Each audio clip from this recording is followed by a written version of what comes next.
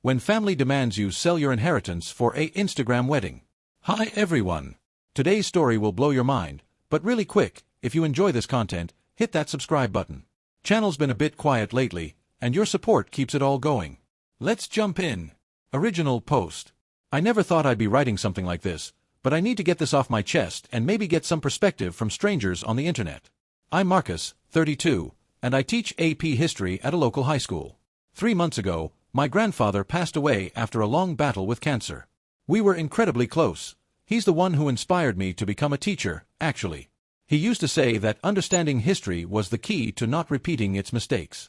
When his will was read, I discovered he'd left me his mountain cabin in Colorado. This wasn't just any property. It's a beautiful 3-bedroom log cabin on 40 acres of pristine mountain land, complete with a private lake and views that could make you believe in something greater than yourself. My grandfather built it with his own hands in the 1970s after returning from Vietnam.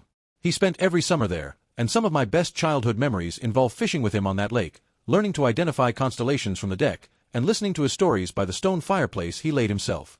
The cabin is worth approximately $450,000 in today's market, though that feels like reducing a piece of my grandfather's soul to mere numbers. He also left me $30,000 in cash and his collection of first-edition history books, which might be worth another $20,000 to the right collector, though I'd never sell them. My younger sister Emma, 28, received $140,000 in cash and stocks, plus our grandmother's jewelry collection, which includes several pieces that have been appraised at significant value. Our parents each received $200,000 and his house in Denver, which they've already put on the market. Here's where things get complicated. Emma got engaged 6 months ago to her boyfriend of 2 years, Trevor. They're planning what can only be described as an Instagram-worthy destination wedding in Tuscany, Italy, complete with a historic villa, a 5-course dinner for 150 guests, and a professional photography and videography team that alone costs $15,000. The total budget they're working with is $225,000, which seems insane to me for one day, but Emma insists it's her dream wedding and a once-in-a-lifetime experience. Emma has already spent her inheritance on a new Tesla, paying off her student loans, and putting a down payment on a luxury condo in downtown Denver. She apparently assumed she'd be able to fund the wedding through other means, which is where I come in. 2 weeks ago, my parents invited me over for dinner. I should have known something was up when Mom made my favorite pot roast and Dad opened a bottle of the good wine. Halfway through the meal, they launched into what was clearly a rehearsed speech about family responsibility and supporting each other's dreams. The bottom line, they want me to sell the cabin and give Emma $110,000 for her wedding. Their arguments were numerous and, I'll admit, somewhat compelling on the surface. Grandpa would want Emma to have her special day. You're single with no kids, what do you need a cabin for? It's just sitting there empty most of the year. Family helps family. The maintenance costs alone will drain you. Emma's wedding is a sure thing, but property values could crash. My mother actually said, "Marcus, you're a teacher. You make decent money, but let's be realistic. Maintaining a property like that is beyond your means. Selling it and helping Emma while investing the rest would be the smart, mature decision." When I hesitated, the guilt trip intensified. Emma apparently had been counting on my support and had already put deposits down on several vendors. My father pointed out that as the older sibling, I should be looking out for my sister. My mother reminded me of all the times Emma had been there for me, though when pressed for specific examples, she mostly mentioned things from when we were children. The dinner ended with me asking for time to think about it, which clearly wasn't the answer they wanted. Since then, I've received daily texts from my mother with links to articles about the burden of property ownership, the importance of family bonds, and even one about how destination weddings create lifetime memories that are priceless. Emma has been posting passive-aggressive content on social media about people who value things over relationships, and when family lets you down. She hasn't spoken to me directly since the dinner, but her fiancé Trevor texted me a long message about how devastated Emma is and how this wedding means everything to her. I've been losing sleep over this. Part of me wonders if I'm being selfish. The cabin is sitting empty right now. I've only visited twice since the funeral. But every time I think about selling it, I feel physically ill. It's not about the money or the property value. It's about the connection to my grandfather, the memories, and honestly, the principle of the thing. My grandfather was a man of simple pleasures who built something with his own hands. The idea of selling his life's work to fund a party that costs more than many people's annual salaries feels like a betrayal of everything he stood for. But am I letting my principles destroy my relationship with my family? I keep thinking about what I teach my students about primary sources and understanding historical context. My grandfather never said anything specific about keeping the cabin in the family, but he did leave it to me, not to my parents or to be split between Emma and me. That has to mean something, right? I don't know what to do. Am I the asshole for wanting to keep my inheritance when it could make my sister's dream come true? Update 1, 2 days later. I want to thank everyone who responded to my original post. Your comments gave me the courage to drive up to the cabin this weekend to think things through. What I found there has completely changed my perspective on this entire situation. When I arrived at the cabin Friday evening, the sun was setting behind the mountains, painting the sky in shades of purple and gold that no Instagram filter could ever replicate. I stood on the deck for a long moment, breathing in the pine-scented air, and felt my grandfather's presence so strongly it brought tears to my eyes. I spent Saturday morning doing basic maintenance, checking the pipes, cleaning gutters, the kind of mundane tasks that my mother insisted would be such a burden. There's something meditative about working with your hands on a property that means something to you. As I worked, I found myself talking to my grandfather, asking him what he'd want me to do. That afternoon, I decided to go through some of the personal items Grandpa had left in the cabin. In the master bedroom closet, behind a stack of old flannel shirts that still smelled faintly of his pipe tobacco, I found a wooden box I'd never seen before. Inside were dozens of letters, all in my grandfather's careful handwriting, dated over the past 5 years. The first letter was addressed to me. Marcus, it began, if you're reading this, it means you're facing the decision I knew would come. By now, someone in the family is probably pressuring you to sell this place. They'll have good reasons, they always do. Your sister will need money for something important. Your parents will talk about practical matters and family obligation. They'll make you feel guilty for keeping what I've given you. I want you to know that I left you this cabin for a reason. Not because you're the oldest, not because you're my favorite, though don't tell Emma I said that, but because you're the only one who understands what this place really is. It's not an investment property or a financial asset. It's a testament to what a man can build with his own hands and determination. I watched you grow up here, son. I saw how you'd sit by the lake for hours, just thinking. I noticed how you helped me repair the dock that summer when you were 16, never complaining about the hard work. You understood then what your parents and sister never have, that some things have value beyond money. I had to stop reading several times as tears blurred my vision. The letter continued. Your parents mean well, but they've always been about appearances and social standing. Your mother will probably mention the maintenance costs. She said the same thing when I refused to sell it after your grandmother passed. Your father will talk about smart investments. He's been trying to get me to sell since the day I finished building it. Emma is a sweet girl, but she's caught up in a world of surface-level beauty. She sees life through a camera lens, always looking for the next perfect shot to share with strangers. She doesn't understand that the most beautiful moments are the ones you don't photograph, like the way the mist rises off the lake at dawn, or the sound of elk calling in the distance at dusk. I'm not telling you what to do, Marcus. The cabin is yours now, to keep or sell as you see fit. But I want you to know that keeping it doesn't make you selfish. Standing firm in your convictions doesn't make you a bad brother or son. Sometimes, the most loving thing you can do for your family is to show them that not everything in life is for sale. The letter was dated just 6 months before he died. He'd known exactly what would happen. I spent the rest of the afternoon reading through the other letters. Some were to me, filled with advice and memories. Others were journal entries about his time in Vietnam, his struggles with PTSD, and how building this cabin with his own hands had helped him heal. There were sketches of the building plans, photos of the construction process, and a detailed log of every improvement he'd made over the years. One entry particularly stood out, dated 3 years ago. Watched Marcus teaching his cousin's kids how to fish today. Patient, kind, explaining the why behind everything just like I taught him. Emma was here too, spent the whole time trying to get the perfect selfie with the sunset. Never did wet a line. They're both good kids, but only one of them sees this place for what it really is, a sanctuary, not a backdrop. I also found a folder labeled Family Pressures that contained correspondence between my grandfather and my parents over the years. They'd been trying to convince him to sell the cabin for at least a decade, using many of the same arguments they're using with me now. In one letter, my mother had written, "Dad, you're being stubborn and impractical. This property could fund your retirement care."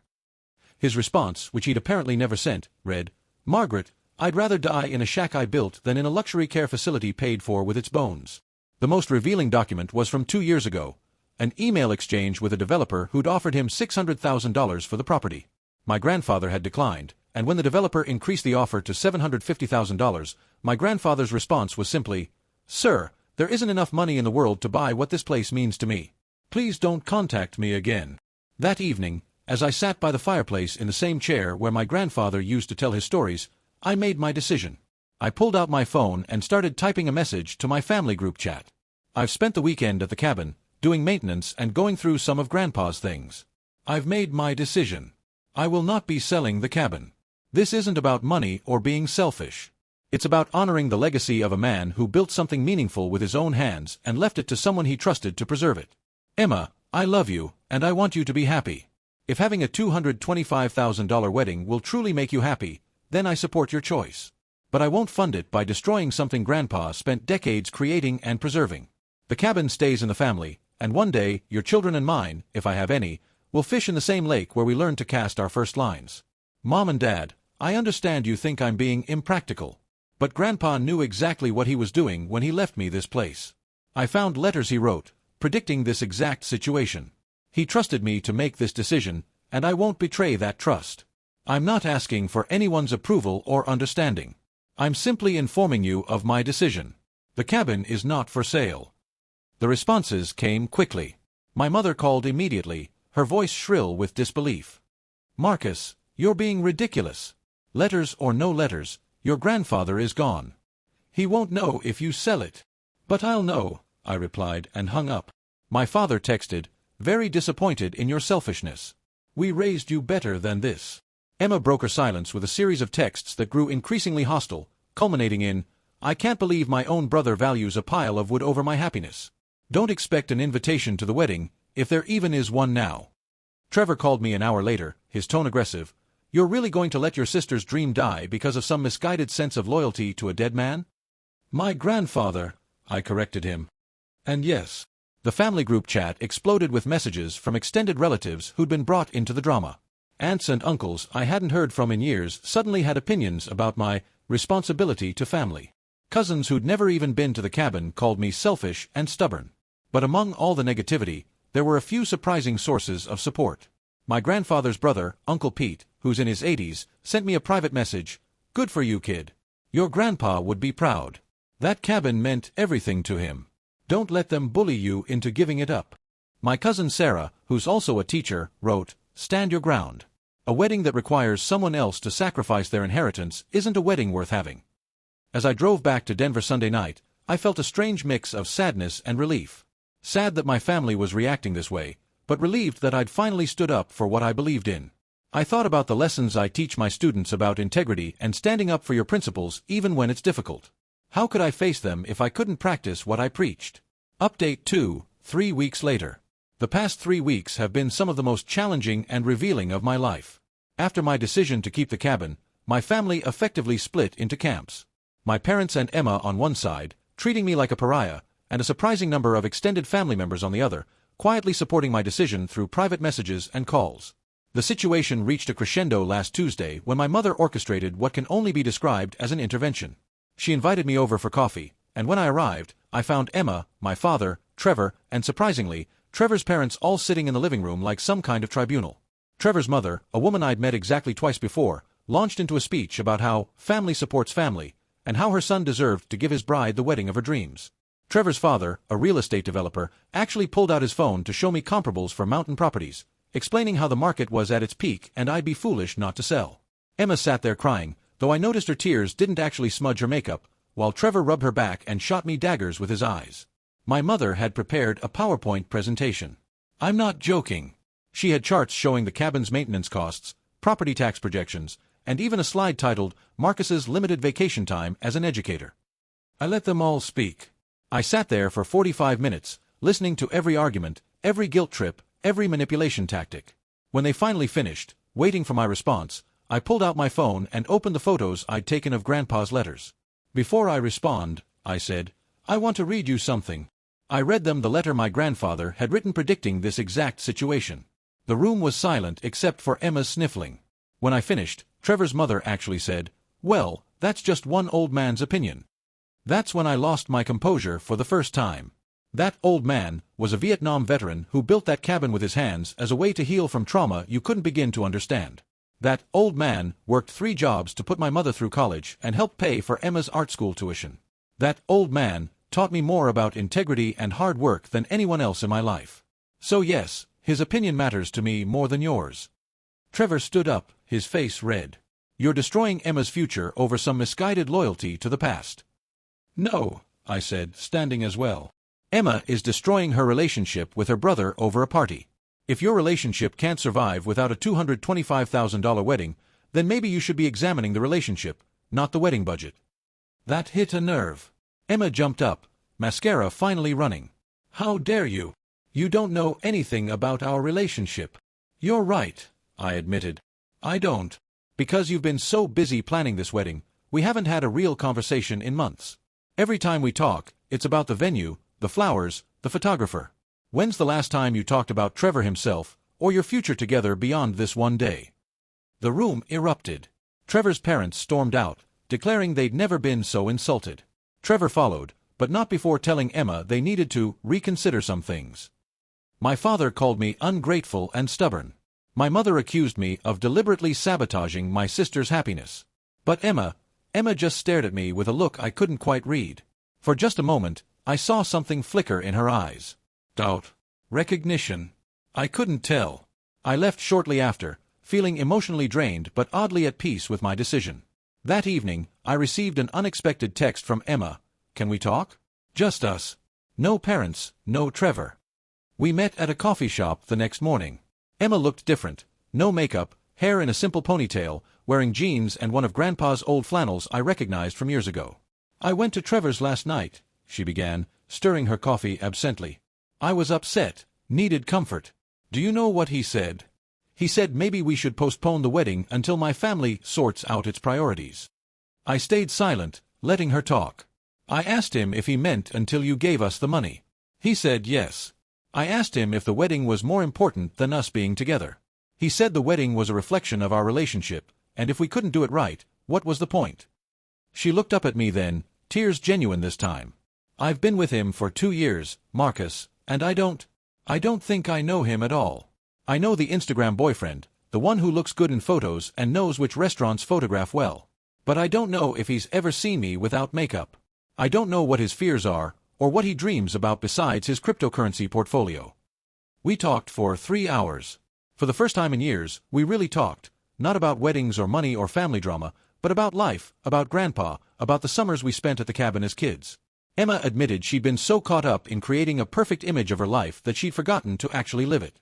I used to paint, she said quietly. Remember? I'd sit by the lake with my watercolors and paint for hours. When did I stop creating art and start just performing it? That weekend, Emma asked if she could come with me to the cabin. It was the first time she'd been there in over 2 years. We spent the days hiking trails we'd explored as children, sitting by the lake in comfortable silence, and going through more of Grandpa's things together. I found his old film camera, the one he'd used to document building the cabin. Emma's eyes lit up when she saw it. This is real photography, she said, running her fingers over the worn leather. No filters, no instant gratification. Just capturing a moment as it actually was. That night, as we sat by the fireplace, Emma said something that surprised me. I called off the wedding. I nearly choked on my beer. What? When? This morning, before we drove up.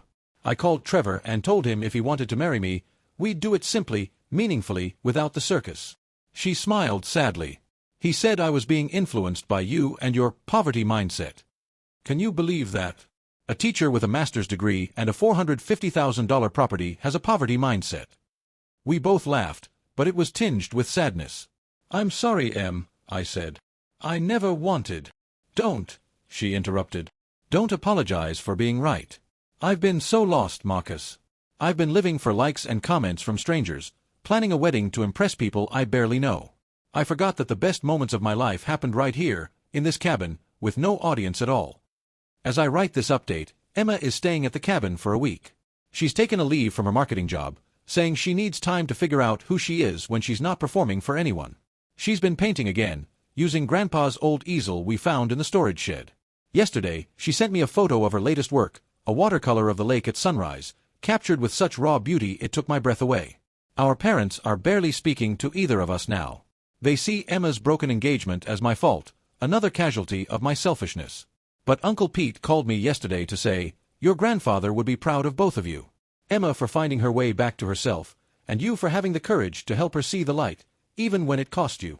The cabin stands strong, as it has for 40 years, a testament to what really matters in life. And for the first time in a long time, I think our family might be finding its way back to understanding that too. Final update, 5 months later. I never expected to write another update, but what happened at our family dinner last Sunday feels like the right ending to this story, or perhaps the right beginning. For months after Emma called off her wedding, our family remained fractured. My parents maintained their cold distance, family gatherings were stilted and awkward when they happened at all, and social media became a minefield of passive-aggressive posts and pointed silence. Emma and I grew closer than we'd been since childhood, but the cost felt steep. Then, 3 weeks ago, Emma called me with news. "I'm getting married," she said, and my heart sank for a moment before she continued. "To David. You haven't met him yet, but Marcus, he's real. He's so real it scares me sometimes." David, it turned out, was a park ranger she'd met during one of her extended stays at the cabin. He'd found her painting by the lake one morning and struck up a conversation about the light quality at that elevation. He didn't have Instagram. He'd never heard of the marketing firm where she worked. He knew her for 3 weeks before learning her family had money. "I want to have the ceremony at the cabin," she said. "Just family and close friends. Maybe 30 people. Would that be okay? Would it be okay?" I nearly cried. The wedding planning was unlike anything from her previous engagement. Instead of spreadsheets and vendor contracts, Emma focused on meaningful details. She asked Uncle Pete to officiate. He'd gotten ordained online years ago for a friend's wedding. She wanted to serve Grandpa's famous chili recipe and Mom's cornbread. She planned to wear Grandma's simple wedding dress, the one that had been packed away in the cedar chest at the cabin. But here's where things got complicated. She wanted our parents there. "I know they've been awful," she said. "But they're our parents. And maybe if they see what really matters, they'll understand." I was skeptical, but I agreed to try. I called my mother and invited them to Sunday dinner at my apartment, neutral territory. To my surprise, they accepted. The dinner started awkwardly. We made small talk about my students, the weather, anything but the elephant in the room. Then Emma cleared her throat and announced her engagement. My mother's face lit up for a moment before settling into wariness. "Another big wedding?" she asked carefully. "No," Emma said. "A small ceremony at the cabin. 35 people. David's family, our family, close friends. Simple dinner, dancing under the stars. The whole thing will cost less than the deposit I lost on the Tuscany villa." The silence stretched until my father asked, "And this David, what does he do?" Emma smiled. "He protects wilderness areas for the state. He makes $45,000 a year and lives in a cabin not much bigger than a studio apartment. And he makes me happier than I've ever been." My mother started to say something. I could see the judgment forming, but Emma held up her hand and pulled out a wooden box I recognized. It was the box of Grandpa's letters I'd found. "Marcus shared these with me," she said. "But there's one he hasn't read yet. I found it last week, tucked inside a book about woodworking. It's addressed to both of us." She unfolded the letter, dated just a month before Grandpa died. "My dear grandchildren, if you're reading this together, then something has gone right. Marcus, you've kept the cabin as I hoped you would. Emma, you found your way back to it, as I prayed you would. I've watched your family argue about money, status, and appearances for years. Your parents mean well. I raised your mother to want security and comfort, perhaps too well. But somewhere along the way, they forgot what I tried to teach them about the difference between a living and a life. Marcus, you understand that some things are worth more than money. You always have. But don't let that understanding make you righteous or rigid. Your family needs your compassion, not your judgment. Emma, you have an artist's soul, even when you forget it. The world will always try to convince you to perform rather than create, to curate rather than experience. The cabin is your reminder that beauty exists without an audience. Your parents, my daughter and son-in-law, are not bad people.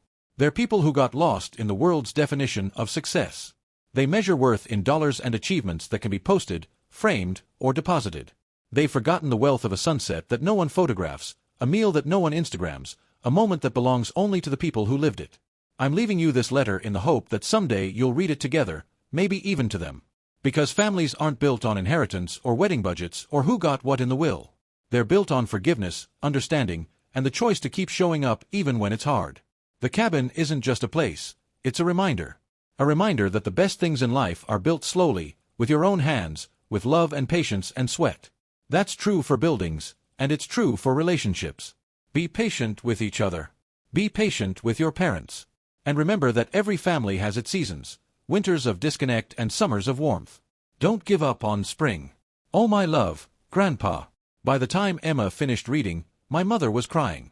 Not the controlled, dignified tears she usually allowed herself, but deep, shaking sobs. My father reached for her hand, his own eyes wet. My mother started, then stopped. We lost our way, didn't we? Emma moved to sit beside her, taking her other hand. We all did, Mom. But we can find it again. The conversation that followed was the most honest our family had ever had. My parents admitted they'd been living beyond their means for years, trying to maintain an image they thought they needed. The pressure they'd put on me to sell the cabin came from their own financial fears as much as Emma's wedding desires. My father confessed he'd been dreading retirement because he didn't know who he was without his executive title. My mother admitted she'd been so focused on appearances that she'd forgotten what actual happiness looked like. That cabin, she said, looking at me through tears, I resented it for years. Your grandfather would disappear there when I wanted him at country club events or charity galas. I thought he was being antisocial and stubborn. But he was just being. Wasn't he? We talked until midnight. About Grandpa, about the cabin, about the ways we'd all been performing instead of living.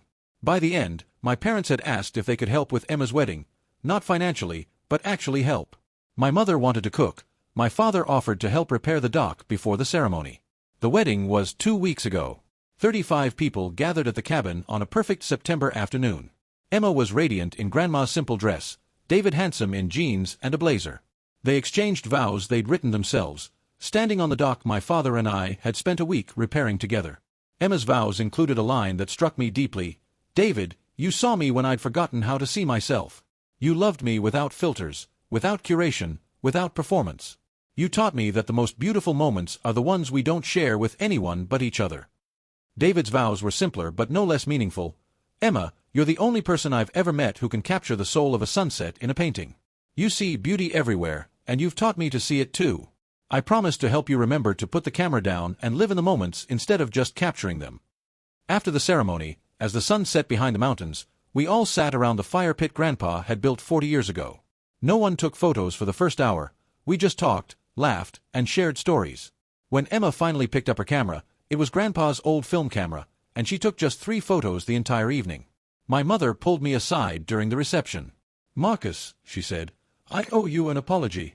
Not just for the past few months, but for years of not understanding. This place, this gathering, this is wealth. Real wealth. Your grandfather knew that, you knew that, and now I think I'm beginning to understand it too. The evening ended with Uncle Pete raising a toast. To Henry, who built this place with his hands and filled it with his heart. To Marcus, who had the courage to preserve it. To Emma, who found her way back to it. And to family, not perfect, not without its struggles, but willing to keep trying. As I write this, I'm sitting in the same chair where I made my decision to keep the cabin all those months ago. The family that tried to pressure me into selling it now gathers here monthly. Emma and David live in the city but spend every weekend here. My parents are talking about buying a small place nearby for their retirement. Nothing fancy, just something simple where they can be, as my mother puts it. The cabin stands unchanged, still the same structure my grandfather built, but somehow it feels different now. Fuller. More alive. It's no longer just a monument to the past but a bridge to our future. Emma sent me a message yesterday with a photo, not a digital one, but a physical photograph from her film camera. It shows the whole family sitting around the fire at her wedding, faces glowing with laughter and warmth. No one is looking at the camera. Everyone is just present. Her message read, "This photo isn't going on Instagram. It's not going anywhere except on my wall. Some moments are too precious to share with strangers. Thank you for helping me remember that. Thank you for keeping the cabin. Thank you for keeping us together, even when we tried to tear ourselves apart." I've learned something these past months that I've been trying to teach my students. History isn't just about preserving the past. It's about understanding why certain things are worth preserving and having the courage to protect them, even when the whole world tells you to let them go. My grandfather knew that. He built more than a cabin. He built a legacy of values that would outlast any amount of money. It just took us a while to understand what he was really leaving us. The cabin still stands, weathered but strong, a testament to what matters. And our family, fractured and healed, scattered and gathered, continues to learn the lesson Grandpa embedded in every log and stone, that the things worth having are the things you build with love, preserve with courage, and share with those who understand their true value. Some things, it turns out, really aren't for sale.